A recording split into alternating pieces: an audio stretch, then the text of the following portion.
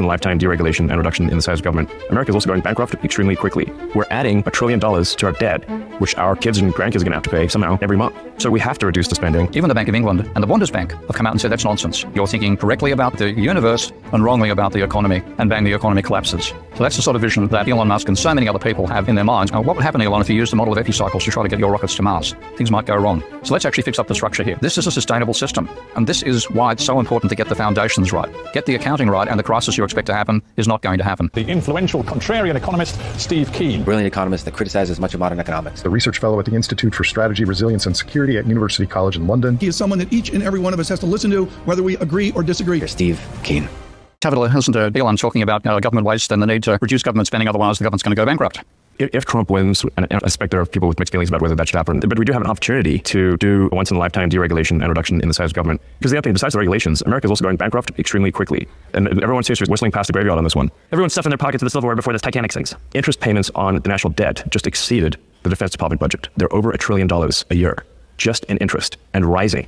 We're adding $1 trillion to our debt, which our kids and grandkids are going to have to pay somehow every 3 months.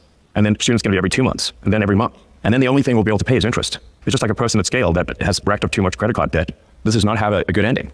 And so we have to reduce the spending. Before I go on to say what I think about this, I want to just show I'm actually a fan. But so much a fan that I went down to Boca Chica when I was in Austin, Texas, to be interviewed by Lex Friedman 2 years ago to actually take a look at the site myself. So it's quite crazy to think that SpaceX went from I think they call it the flying clone water tank to the booster behind the launch power in a matter of less than 3 years. It's quite incredible.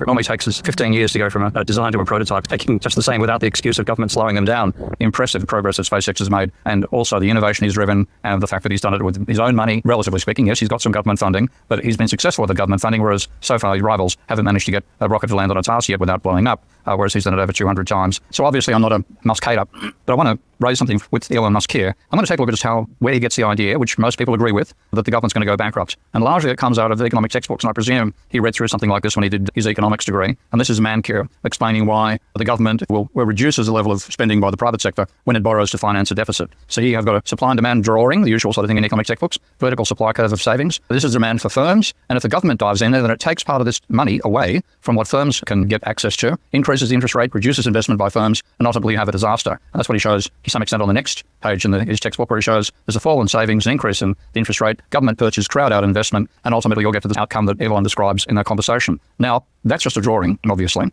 you want to make it something operational, then you need to see it in terms of double entry bookkeeping. And just like the laws of thermodynamics or the fundamental laws of physics, the laws of double entry bookkeeping are the fundamental laws of